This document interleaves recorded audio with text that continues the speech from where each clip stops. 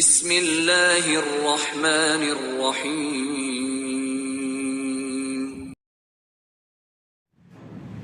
Assalamualaikum warahmatullahi wabarakatuh. Bismillahirrahmanirrahim.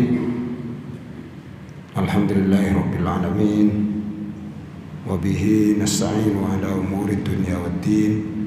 Wassalatu wassalamu ala asyrafil anbiya wa sayyidil mursalin nabiyina Muhammadin wa ala alihi wa ashabihi ajma'in. Rabbi shrah li sadri wa yassir li amri wa hlul 'uqdatam min lisani yafqahu qawli. Allahumma arinal haqqa haqqan warzuqna ittiba'ah wa arinal batila batila warzuqna ijtinabah. Rabbi zidni ilma warzuqni fahma.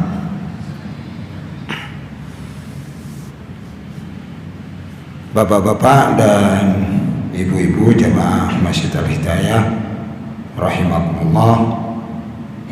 Nah, sekarang baru kita bahas tentang yang problem-problem yang sudah ada di masyarakat ini. Ketika sholat, ketika orang berbicara, sholatnya batal apa enggak? Batal. Sekarang kita bicara ini.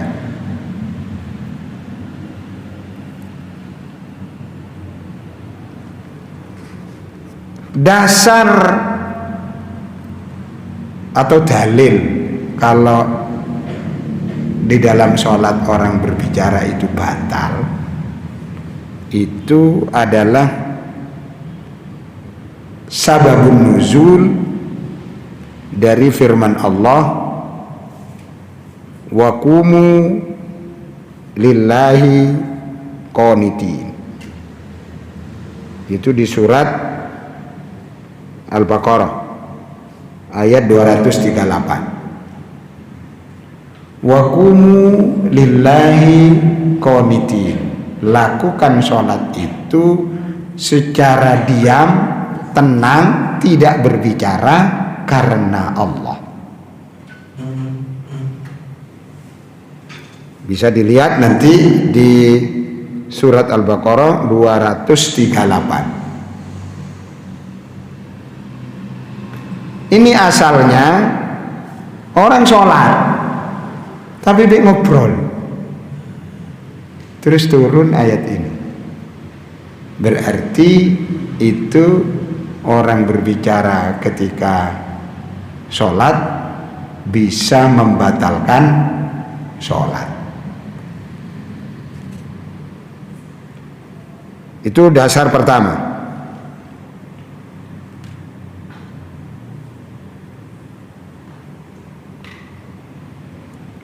Kemudian dasar yang kedua adalah hadis Nabi, sabda Nabi, innallaha yuhditsu min amrihi ma yasha'u wa mimma ahdatsa alla takallamu fi sholati. Sesungguhnya Allah itu bisa mengadakan perintah atau memperbaharui perintah sekehendaknya, kata Nabi. Sekehendak Allah. Ini Allah itu sakar bdewe Allah. Dan di antara yang Allah perbaharui ketika sholat, Anda itu tidak boleh berbicara. Berarti didasarkan hadis ini, orang ketika sholat nggak boleh ngomong. Kalau ngomong menjadi sholatnya batal. Itu. Ini periwayatnya adalah rawi sahabatnya adalah Abdullah bin Mas'ud.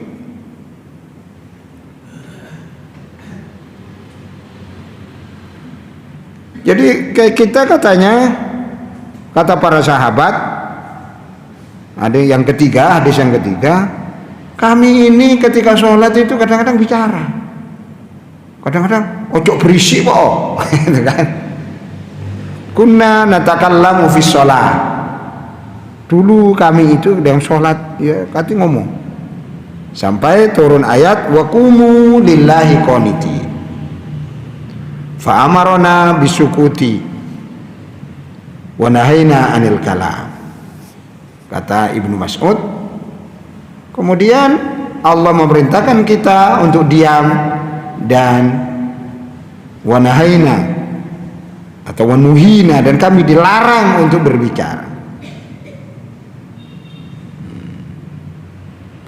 Jadi kemudian berikutnya, jadi banyak hadisnya ini, saya sampaikan aja.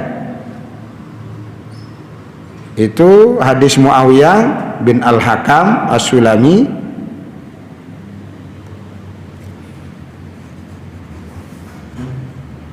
Saya mendengar Rasulullah Sallallahu Alaihi Wasallam bersabda. Ini kalau dalam hadis ada kata saya mendengar, itu artinya dia mendengar langsung.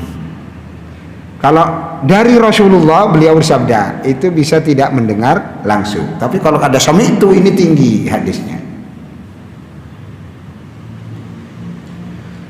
Rasulullah mengatakan begini, inna sholatana la yasluhu fihi syai'un min kalamin nas.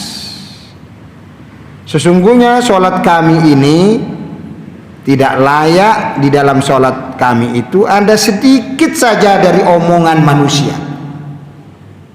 Syai'un itu sedikit saja, sedikit saja dari omongan manusia. Innama huwa tasbihu wat tahlilu wat tahmidu wa qiraatul Qur'an.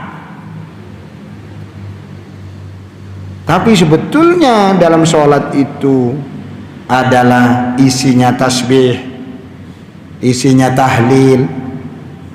Tahlil maksudnya la ilaha illallah, tasbih maksudnya subhanallah, tahmid maka alhamdulillah, dan membaca Al-Quran. Jadi di dalam sholat itu isinya itu tahlil, tahmid, tasbih, dan baca Al-Quran. Berarti yang menguatkan bahwa di dalam sholat tidak boleh ada omongan, itu sangat-sangat kuat. Diulang 2 kali. Karena didasarkan Quran, didasarkan hadis, hadisnya tidak tunggal, tapi ada 3 hadis tadi. Tetapi para sahabat, para ulama itu berbeda pandangan, padahal hadisnya jelas. Itu kok bisa? Karena bagaimana kalau bicaranya itu lupa, tidak sadar bahwa dirinya dalam keadaan sholat. Itu pertama. Atau sengaja, tapi untuk memperbaiki,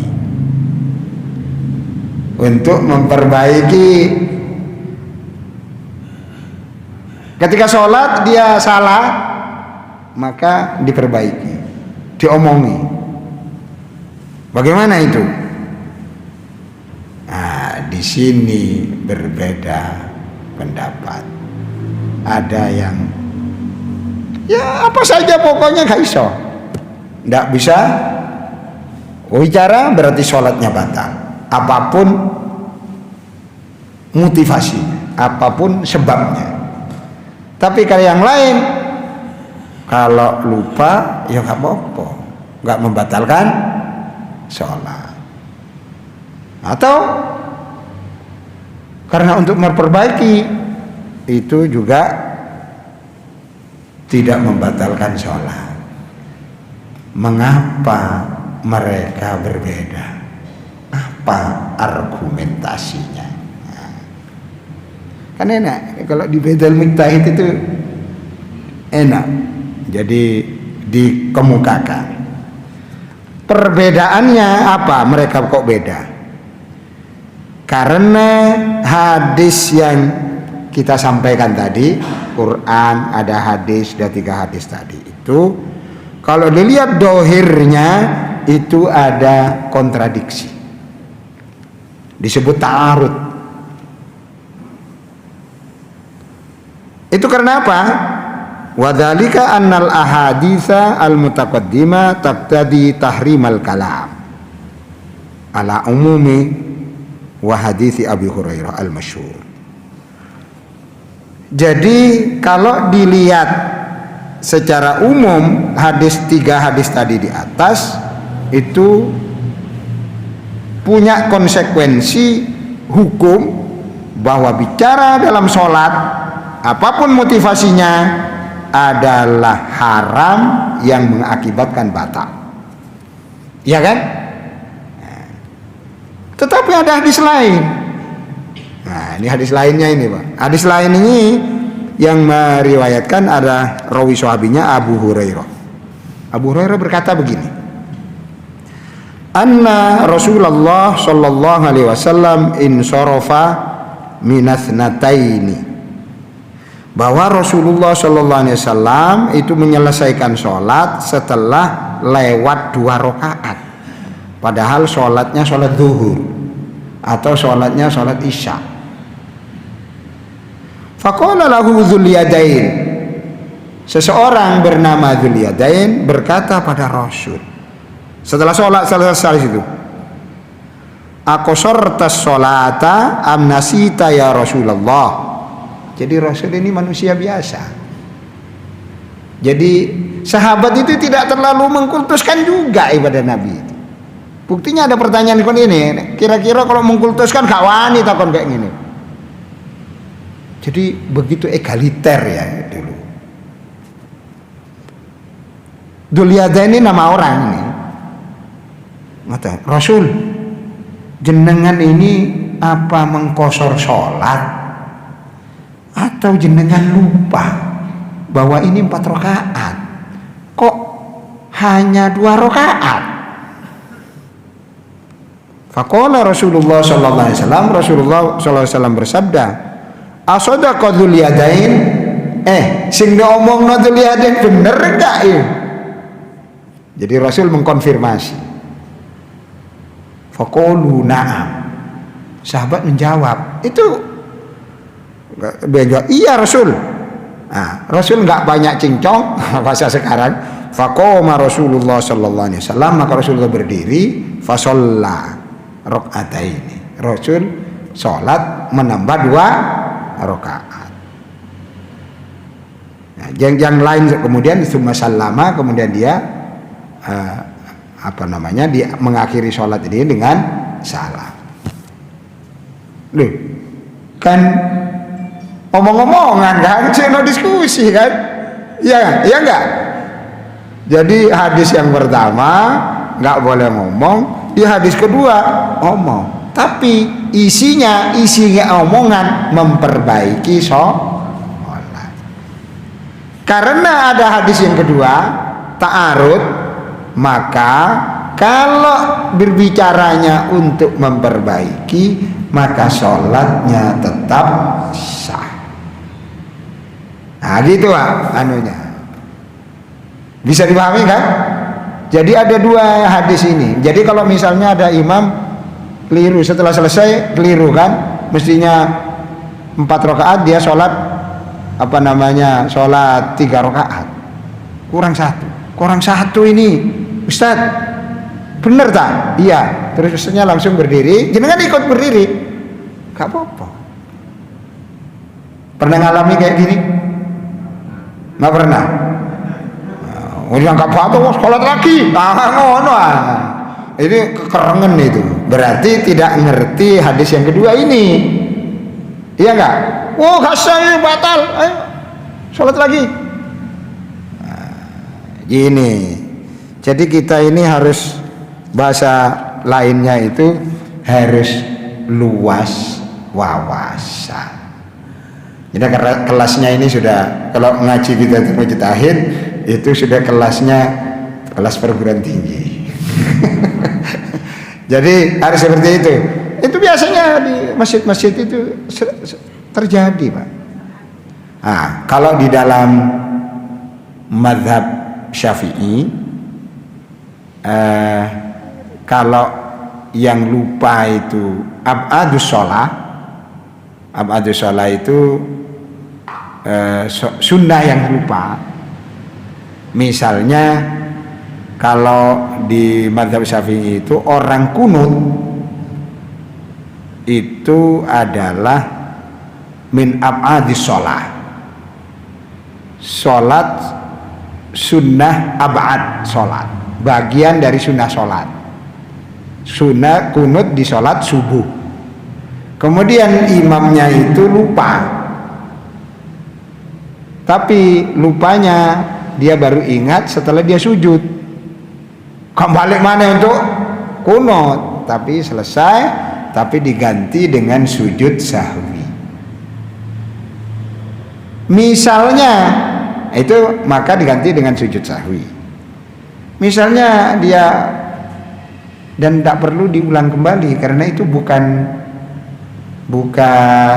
rukun sholat. Kunut itu bukan rukun sholat, tetapi sunnah saja. Misalnya tidak dilaksanakan, tidak sujud sahwi, tetap sholatnya sah. Tapi kalau dalam mazhab Hambali, kunut itu bukan sunnah, tapi malah tidak ada. Ini sing kereng mana? Kunut itu bid'ah. Itu kereng itu. Tapi kalau kita konfirmasi pada orang bermadhab Hambali, kayak di Mekah itu mazhab Hambali, itu jelas dia tahu bahwa kunut itu dalam mazhab Syafi'i adalah sunnah. Oleh karena itu, bagi orang yang bermadhab Syafi'i kemudian ikut mazhab Hambali yang tidak kunut, ya tidak apa-apa. Tidak ada dalam mazhab Syafi'i kalau tidak kunut sholatnya batal. Kamu ada orang sing kereng. Kerengnya gimana? Kerengnya itu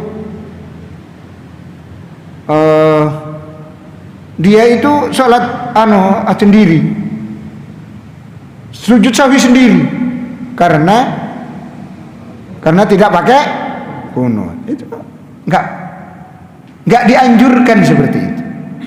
Jadi ngikuti imamnya apa ya sudah ngikuti aja. Itu cara berpikirnya. Tapi kadang-kadang kita ini walaupun yang sudah ya pinter lah, wawasannya sudah cukup, tapi kita itu keterikatan dengan kelompok itu tinggi. Nah, saya cerita pengalaman saya. Saya pernah ke Mesir, berada di Mesir selama 1 bulan. Kemudian yang ikut saya itu, yang bersama-sama saya, nah, saya berada di Mesir lebih dulu. Kelompoknya sekitar 20 orang, dosen-dosen semua, berada di Canal Suez University di sana. Suatu ketika kita kunjungan ke San Catherine. San Catherine itu tempat gunung, tempatnya Nabi Musa mendapatkan wahyu. Singkat cerita, kita 1 malam subuh di suatu masjid. Tak lihat di belakang saya itu ada almarhum Prof. Zainul Arifin, yang tokoh Muhammadiyah tentunya. Banyak tokoh-tokoh Muhammadiyah. Tapi anggota saya yang sudah sekian ini mayoritas orang NU.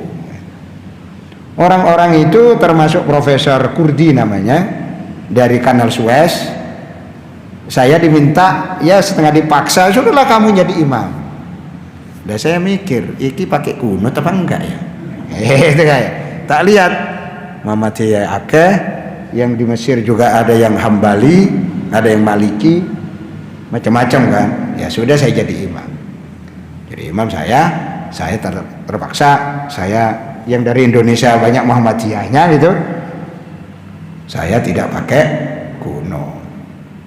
Bukan tapi kita menghormati lah pada yang tidak kunut itu. Sudah selesai. Sing wong NU yang kontakman saya ini, kita ini sekali NU harus tetap NU di mana saja. Cek kerengeng. Jadi sebenarnya ini sikap hidup, sikap toleran, karena kita ini sudah tahu itu, dan teman-teman itu juga tahu. Jadi kita ini harus menunjukkan bahwa kita harus kunut.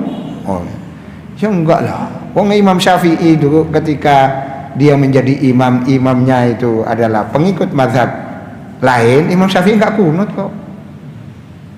Sebaliknya, karena Imam Syafi'i jadi makmum, yang imamnya mazhab Hambali malah kunut. Kenapa? Saya menghormati Imam Syafi'i. Itu kejadian dulu, Pak, di zaman para imam itu. Tapi kita ini kan fanatisme. Ya, menurut saya itu tidak bagus itu. Nah, kita ini kan sudah tahu, argumentasinya sudah tahu. Jadi kita menghormati. Itu walaupun nggak kunut juga nggak apa-apa kok. Misalnya kunut, di sana kunut juga nggak apa-apa, sama-sama begitunya. Soal kunut, katanya kalau Pak Hasyim Musyadi bilang, kalau sekarang Muhammadiyah BNU pada rukuni, kenapa? Karena pada gak sholat gitu.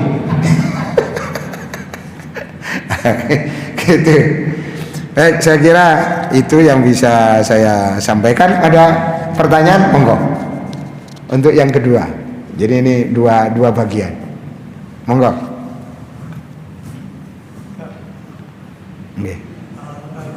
Oke. Assalamualaikum.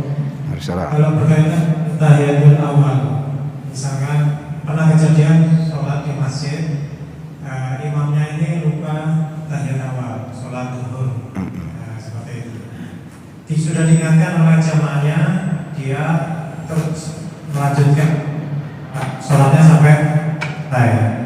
Setelah sholat dia memberi tausiah, kalau tahiyat awal ini sunnah, pakai nggak apa-apa. Demikian, terima kasih. Ya, nanti ada pembahasan khusus itu tentang tahiyat awal. Tahiyat awal itu ya ada yang menyatakan sunnah, tapi ada ulama yang menyatakan itu adalah rukun. Jadi kalau tidak dilaksanakan menjadi tidak sah. Tapi kalau dia mengatakan seperti itu nggak salah juga, karena memang ada yang berpendapat seperti itu. Tapi dalam mazhab Syafi'i itu dianggap rukun tahiyat awal itu. Kalau misalnya dianggap rukun, memang harus diulang. Kalau dianggap itu sebagai sunnah, hanya diganti dengan sujud sahwi. Itu alternatifnya. Jadi yang menyatakan seperti itu tidak salah. Ada memang yang berpendapat seperti itu. Sepertinya nanti sampai ke tempatnya nanti di kitab ini, nanti pengajiannya sampai di situ. Enggak ada lagi? Misalkan pada saat sholat berjamaah, kemudian si imam ini mengalami sesuatu, misalkan dia jatuh hingga pingsan. Terus apakah jamaah yang belakang itu harus menolong atau melanjutkan sholat yang belum selesai? Terima kasih. Assalamualaikum. Nah, itu harus merujuk pada kejadian Sayyidina Umar. Sayyidina Umar itu ketika ngimami sholat kan ditusuk dari belakang. Apa jamaah terus buyar? Enggak. Ada dua yang harus dilakukan. Satu, ada yang menolong. Dua, ada yang maju ke depan untuk menjadi imam, menggantikan. Diteruskan sampai selesai. Jadi begitu caranya.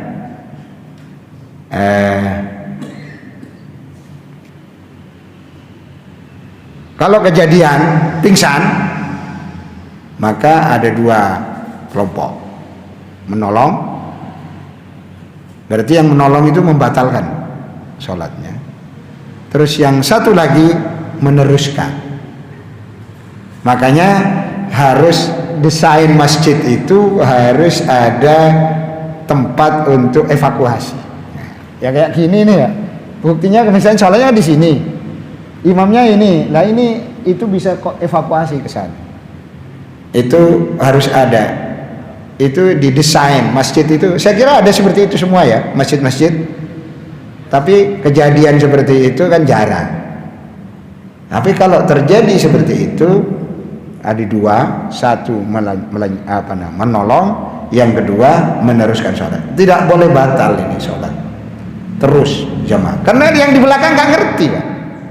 Ini belakang nggak ngerti, apalagi besar masjid. Maka harus ada yang meneruskan. Gitu. Itu sudah dipraktekkan ya. Monggo yang tanya.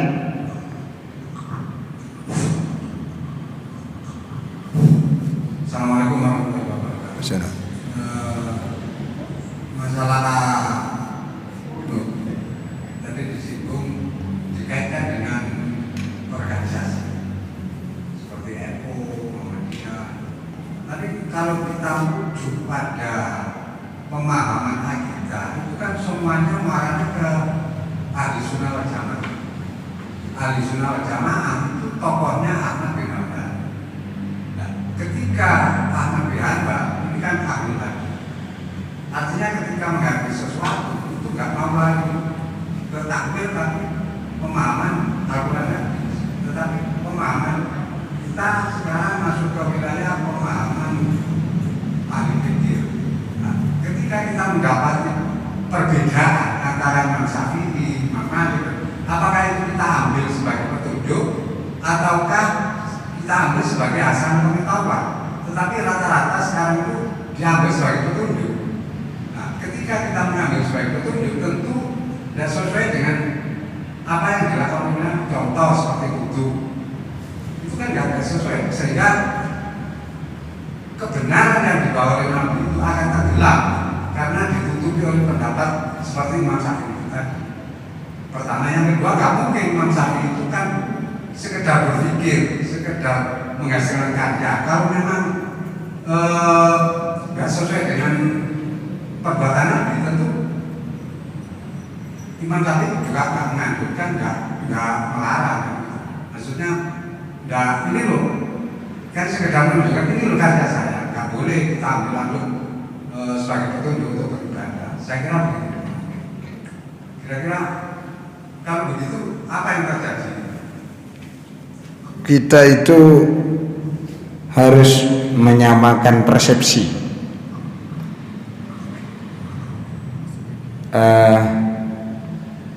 Al-Quran, jadi semua imam madhab atau semua mujtahid itu muaranya kepada Al-Quran dan hadis sama.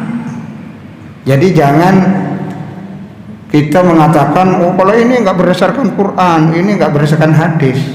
Jangan seperti itu. Itu sama. Hanya mereka ada hadis yang mereka pahami atau Quran yang mereka pahami itu berbeda.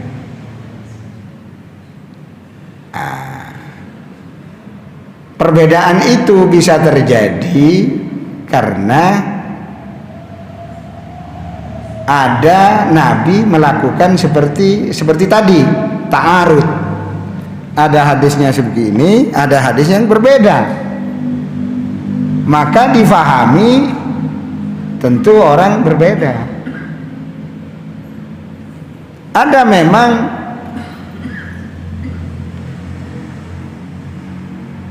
Nabi itu bersabda dan sabdanya itu bisa difahami dua, dan itu sama-sama benar. Contohnya begini, pernah kejadian Nabi memerintahkan datang ke suatu tempat. Nabi bersabda, berangkatlah kamu sebelum waktu asar, atau berangkatlah kamu sebelum waktu asar. Kata-kata ini sahabat itu berbeda, Pak. Berbeda pemahaman. Kata yang satu, saya harus berangkat sehingga sebelum asar saya sudah sampai di tujuan. Kata yang satu, saya akan berangkat setelah sholat asar. Terus dua pandangan ini keduanya lapor pada Nabi, dan Nabi membenarkan keduanya. Jadi gitu Pak yang terjadi. Jadi kita jangan mempersepsikan yang ini ikut Quran, yang ini tidak ikut. Jangan seperti itu.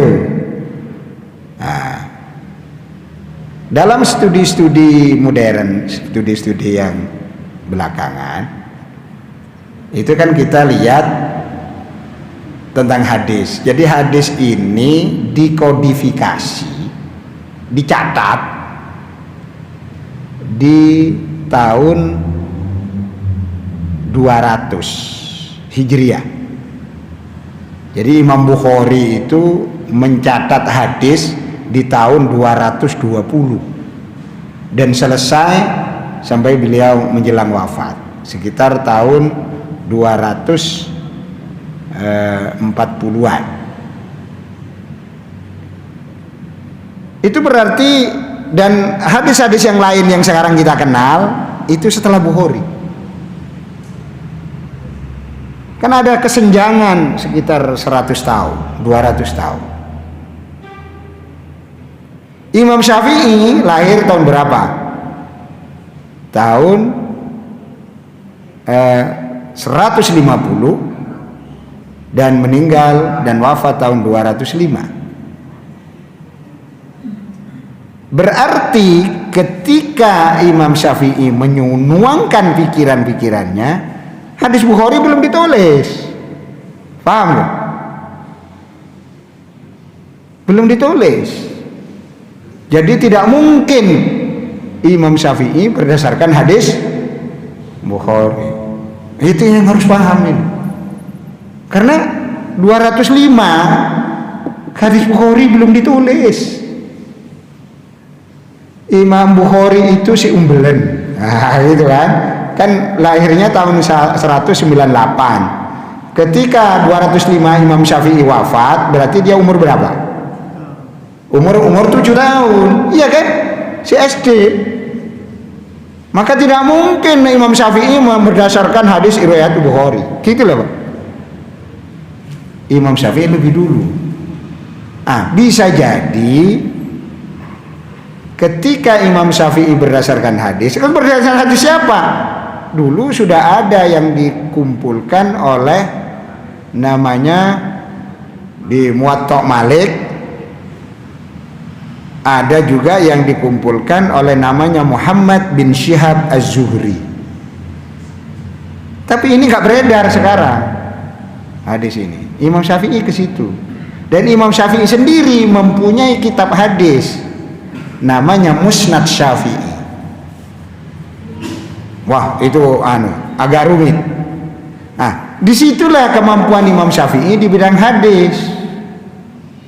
Nah, maka jangan kita punya persepsi bahwa Imam Syafi'i tidak berdasarkan hadis. Jangan punya persepsi seperti itu. Hanya Imam Syafi'i ini kan orangnya tawadu. Idza sahhal hadis fahuwa madhhabi. Jika ada hadis yang sahih, maka itu madhab saya. Gitu. Tawadu dia itu. Jadi bisa tinggalkan pendapat saya asalkan ada hadis sahih. Maksudnya ada hadis yang tidak sampai pada Imam Syafi'i. Gitu loh, Pak. Saya sudah melakukan studi saya. Sudah panjang nih studi saya. Jadi kita jangan punya persepsi bahwa yang ini ikut hadis, yang lain tidak. Dan memang cara berpikirnya begitu, Pak. Misalnya siapa namanya, Hanafi. Imam Syafi'i itu tidak berguru pada Abu Hanifah, karena Abu Hanifah ketika lahirnya Imam Syafi'i, Abu Hanifah wafat tahun 150. Maka berguru pada siapa? Berguru pada muridnya Abu Hanifah. Abu Hanifah ini dikenal sebagai ahlur ra'yi. Memang tidak mempunyai catatan hadisnya ada tapi kecil sekali. Maka dia lebih banyak menggunakan pendapat Quran dan pendapatnya beliau. Tapi banyak rasional. Tapi tidak bisa terus mengatakan wah ini pendapatnya dia, tapi dia kan didasarkan kepada Al-Quran dan cara berpikir yang rasional. Contohnya ini, haji, ibadah badaniyah, ibadah fisik. Apa bisa ibadah fisik itu diwakilkan? Badal haji namanya. Kata Abu Hanifah, tidak bisa. Kenapa? Karena itu ibadah fisik. Ada hadis yang menyatakan seperti itu, ditolak oleh Abu Hanifah. Karena syarat hadis sahih itu harus tidak bertentangan dengan rasio. Ada hadis yang mengatakan, bagaimana Nabi, ayah saya sudah tua, tidak bisa duduk di atas kendaraan, apa saya boleh menghajikannya? Ya boleh. Hutang pada Allah lebih diutamakan, karena itu hutang pada Allah. Abu Hanifah disampaikan, bukan tidak tahu Abu Hanifah, tapi Abu Hanifah menolak ini karena bertentangan dengan Quran. Nah itu jalan pikirnya, Pak. Bertentangan dengan Quran, dia tolak, tidak ada. Nah, hadis ini mauquf. Gitu loh, Pak. Jadi kita ini harus husnudzon kepada para pemikir. Kalau nggak mau ikut monggo, tapi jangan bilang wah ini bertentangan dengan hadis, jangan begitu, itu dihindari itu.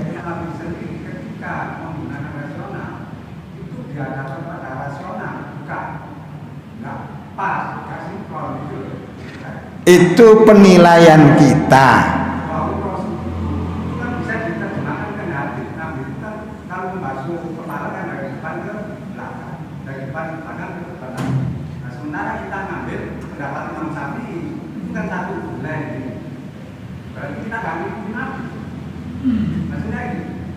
Ya, yang nggak seperti itu, nggak seperti itu. Jadi kita ini jangan memvonis para imam madhab itu tidak mengikuti Nabi. Jangan, itu dihindari, Pak. Itu adab, itu etika. Jangan memvonis para imam madhab yang kedudukannya Imam Syafi'i itu adalah gurunya Ahmad bin Hambal. Ahmad bin Hambal itu berguru pada Imam Syafi'i, dan Ahmad bin Hambal punya Musnad Ibnu Hambal. Imam Syafi'i punya Musnad Syafi'i. Kesalahan kita, mungkin tanda petik, kesalahan kita itu nggak mendalami Musnad Syafi'i. Kita tidak mendalami Musnad Ahmad bin Hambal, sehingga muncul pendapat seperti tadi. Jadi Nabi itu melakukan seperti itu, yang menyatakan sebagian ba'dur ra'si itu pernah dilakukan oleh Nabi, disebut di dalam Musnad Syafi'i. Gitulah, Pak, bukan rasional itu. Lah, karena kita ini ya sebetulnya sekarang bisa dilihat Musnad Syafi'i itu di Google bisa keluar. Jangan buka Google, serat Musnad Syafi'i, tampil wudu, bab wudu, itu ketemu nanti di situ. Lah kita ini kadang-kadang tidak fair kan? Dan yang Bapak baca itu yang tidak fair itu. Nah, gitu loh. Saya banyak saya tidak hanya itulah, banyak lah. Ya banyak bukunya Hasan misalnya. Nanti pada bab khusus namanya bab iftitah dikatakan bahwa doa iftitah kabira alhamdulillah itu bid'ah. Dapat mau pirang perkara bid'ah itu. Ada di Sahih Muslim itu. Nah, terus yang benar itu Allah mabait baini wa baina khotoya, kan gitu. Nah, enggak, saya bukunya Hasan itu kan ada, saya baca kok. Di kulli su'alin jawab. Nah itu. Atau kata berjawab. Kalau setelah itu kan diganti oleh Ustaz Qadir. Itu sudah saya baca Pak itu Pak. Nah, jadi kita itu harus fair. Mungkin yang harus kita perhatikan kita memperluas wawasan kita sehingga kita itu tidak dalam tanda petik menuduh ini sesuai hadis, ini tidak sesuai hadis. Memang cara berpikirnya begitu. Seperti apakah Imam Abu Hanifah? Abu Hanifah kan paling tua di antara imam mazhab. Apakah Imam tidak mengenal hadis ini? Enggak, tapi dia ditolak oleh siapa? Oleh Imam Abu Hanifah karena tidak cocok dengan rasio. Gitu cara berpikirnya. Ya sudahlah, terima saja. Kalau kita jangan memvonis, oh ini tidak sesuai, ini tidak bertentangan dengan hadis. Ya enggak begitulah. Karena menurut mereka cara berpikirnya hadis itu syarat hadis sahih harus tidak bertentangan dengan Quran. Nah gitu. Karena ini hadis sahih ini dikatakan bertentangan, maka ini tidak diterima. Gitu loh. Jadi mereka lebih mendahulukan Al-Quran. Ya menurut saya ya sudah sah-sah saja lah. Jadi jangan kita harus menghormati masing-masing. Kalau kita tidak sependapat monggo, tapi jangan sekali-kali menuduh itu tidak sesuai dengan, tidak bertentangan dengan hadis. Jangan. Saya walaupun saya kitab hadis itu hampir semua tamat Pak saya. Bukan baca sesuai kekuatan saya, baca mulai dari A sampai Z. Hadis Bukhari Muslim itu saya baca mulai dari awal sampai akhir. Ngaji saya. Guru saya adalah Kiai Jamal Kediri dan Said Muhammad Alwi Al-Maliki di Mekah. Kemudian guru saya adalah Syekh Yasin bin Isa Al-Badani. Ngaji saya, selesai.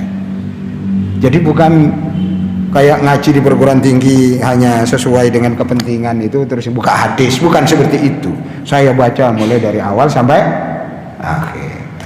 Jadi saya walaupun seperti ini saya tidak berani, nggak tahu kalau Bapak yang berani mengatakan bahwa imam madhab itu bertentangan dengan hadis. Saya tidak berani. Saya kira itu yang bisa saya sampaikan. Mudah-mudahan pengajian kali ini bisa memperluas wawasan kita dan kita dalam melakukan peribadatan bisa memahami. Kalau Bapak hanya berada di Surabaya, belum pernah sholat bersama orang Inggris, belum pernah sholat dengan komunitas-komunitas lain yang mungkin madhabnya berbeda.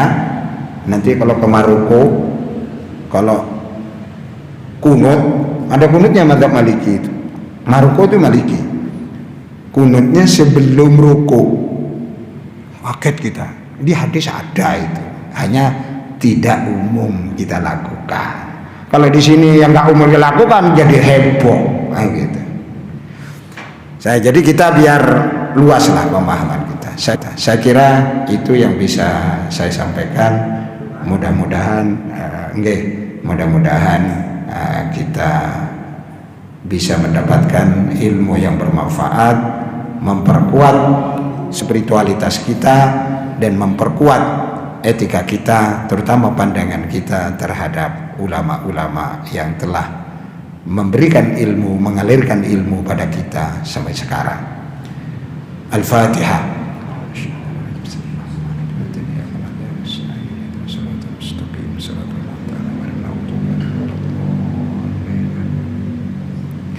Bismillahirrahmanirrahim. Alhamdulillahirabbil alamin. Hamdan na'imin, hamdan syakirin, hamdan yuafi ni'amahu yukafi mazidah. Ya Rabbana lakal hamdu kama yanbaghi li jalali wajhikal karim wa 'azimi sultanik.